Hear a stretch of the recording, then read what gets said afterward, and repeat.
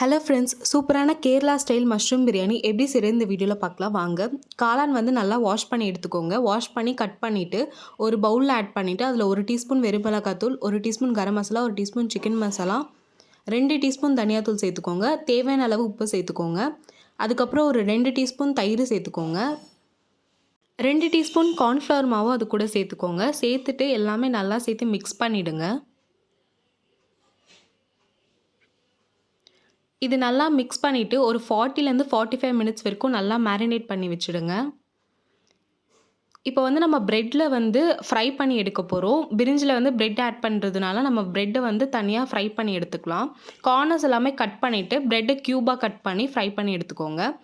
இப்போ வந்து சாப்பாடு தாளிச்சிடலாம். பாத்திரத்தில் வந்து ஒரு 7 டீஸ்பூன் எண்ணெய் விட்டுட்டு 2 டீஸ்பூன் சோம்பு சேர்த்துக்கோங்க. சோம்பு கலர் மாறின பிறகு 2 பட்டை, பிரிஞ்சி இலை, லவங்கம், ஏலக்காய், நட்சத்திரப்பூ இந்த மாதிரி தாளிப்புக்கு தேவையான எல்லாமே சேர்த்துக்கோங்க.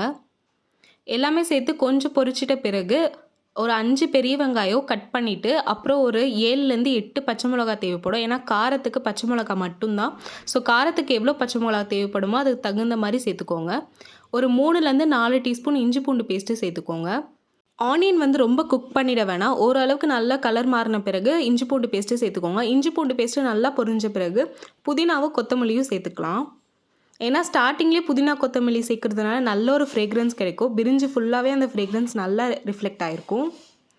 அதுக்கப்புறம் தயிரில் தாங்க இந்த பிரிஞ்சி ஃபுல் அண்ட் ஃபுல் குக் ஆக போகுது. ஸோ ஒரு 400 கிராம் தயிராச்சும் தேவைப்படும். அதாவது ஒரு பாக்கெட் தயிர் தேவைப்படும்.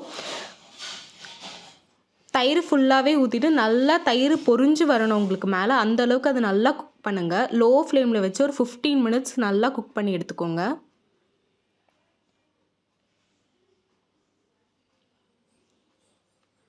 தயிர் குக் ஆக ஆக அந்த எண்ணெய் எல்லாமே நம்மளுக்கு மேலே வர ஆரம்பிச்சிடும். ஸோ அப்போவே நம்ம தெரிஞ்சுக்கலாம் தயிர் நல்லா குக் ஆகிடுச்சின்னு சொல்லிட்டு. அடுத்து வந்து ஒரு லெமனோட ஜூஸ் வந்து நம்ம சேர்த்துக்கலாம். நிறைய பேருக்கு வந்து கோல்ட் ஆகும். ஸோ அப்படி இருக்கவங்க வந்து லெமன் நீங்கள் ஸ்கிப் பண்ணிவிடுங்க. ஆல்ரெடி வந்து நம்ம தயிர் சேர்த்துருக்கோம்.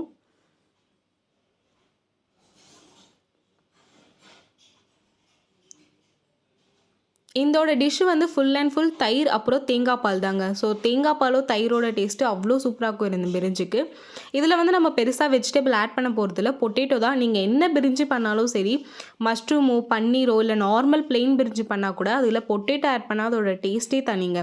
ஸோ இனிமேட்டு நீங்கள் பிரிஞ்சி ஆட் பண்ணால் வெறும் கேரட் பீன்ஸோ இல்லை வெறும் பிளெயினாக எதுவும் சேர்க்காம பொட்டேட்டோ கூட சேர்த்து செஞ்சு பாருங்கள். அவ்வளோ டேஸ்ட்டாக இருக்கும்.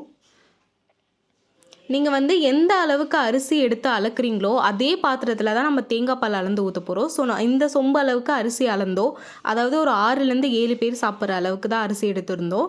ஸோ அந்த அளவுக்கு நாங்கள் தேங்காய் பால் எடுத்து ஊற்றியாச்சு. ஒரு ஃபுல் தேங்காய் தேவைப்பட்டுச்சு இதுக்கு. ஸோ ஒரு ஃபுல் தேங்காயோட பால் எடுத்துகிட்டு அதை ஒரு சொம்பு ஃபுல்லாக நாங்கள் ஊற்றியாச்சு, ஃப்ரெஷ் மில்க் மாதிரி. அதுக்கப்புறம் செகண்டு வந்து மறுபடியும் அந்த சொம்பு அளவுக்கு தண்ணி சேர்த்து நாங்கள் ஊற்றியாச்சு. ஸோ 1க்கு 2 அளவு மாதிரி எடுத்துக்கோங்க. ஒரு சொம்புனா அதுக்கு 1க்கு 2 அளவு தண்ணி தேவைப்படும். ஸோ அந்த கணக்கில் வந்து தண்ணி சேர்த்தாச்சு. கடைசியாக வந்து உப்பு சேர்த்துக்கலாம். ஆல்ரெடி மஷ்ரூமில் வந்து 1 டீஸ்பூன் உப்பு சேர்த்துருக்கோம். ஸோ இதில் சேர்க்கும் போது நீங்கள் டேஸ்ட்டு பார்த்து சேர்த்துக்கோங்க. அதுக்கப்புறம் நம்ம மேரினேட் பண்ணி வச்சுருந்தா மஷ்ரூமும் இதில் ஆட் பண்ணியாச்சு.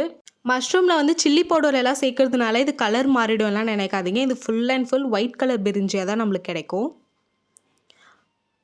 எவ்ரி சண்டே நான்வெஜ்னு சொல்லி சாப்பிட்டு போர் அடித்தவங்களுக்கு இந்த மாதிரி ஒரு டிஷ் வந்து டோட்டலாக டிஃப்ரெண்ட்டான ஒரு ரெசிபி தாங்க. ஸோ கண்டிப்பாக ட்ரை பண்ணி பாருங்கள். நம்ம ஊற வச்சுருந்தா அரிசியை இப்போ சேர்த்துக்கலாம். தாளிக்கும் போது அரிசி ஊற வைங்க. அந்த பதம் நம்மளுக்கு போதும். நீங்கள் வந்து வீட்டு நார்மல் சாப்பாடு அரிசினா கொஞ்சம் முன்னாடியே ஊற வச்சுக்கோங்க. இந்த பாஸ்மதி அந்த மாதிரி அரிசி எல்லாமே தாளிக்கும் போது ஊற வச்சா போதும்.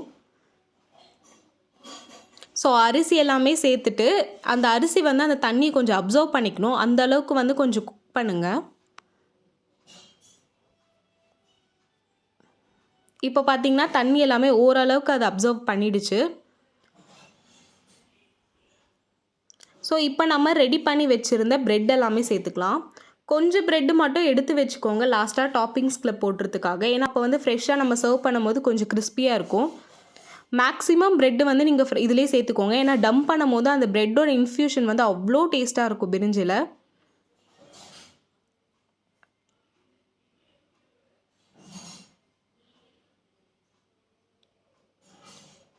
ஸோ எல்லாமே சேர்த்து நம்ம நல்லா இப்போ மிக்ஸ் பண்ணியாயிடுச்சு. அந்த பிரெட்டு வந்து நீங்கள் நல்லா இதுவாயிடும்லாம் நினைக்காதீங்க. அது நீங்கள் சாப்பிடும்போது கூட ஓரளவு கிறிஸ்பியாக கண்டிப்பாக இருக்கும்.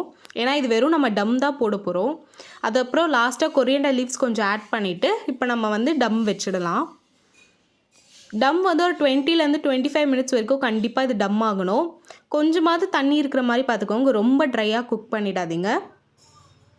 சப்போஸ் நீங்கள் வந்து கொஞ்சம் ட்ரை ஆகிடுச்சுன்னா கூட கொஞ்சம் சுடு தண்ணி வச்சு அதில் கொஞ்சம் ஊற்றிட்டு நீங்கள் குக் பண்ணிக்கலாம். ஸோ அவ்வளோதாங்க, சூப்பரான பிரிஞ்சி ரெடி. நம்ம சப்ஸ்கிரைபரோட இதோட ரெசிபி கேட்டிருந்தாங்க. ஸோ இந்த வீடியோ பிடிச்சிருந்தா லைக் அண்ட் ஷேர் பண்ணிவிட்டு மறக்காமல் டம்மி டைம் சேனலுக்கு சப்ஸ்கிரைப் பண்ணிவிடுங்க.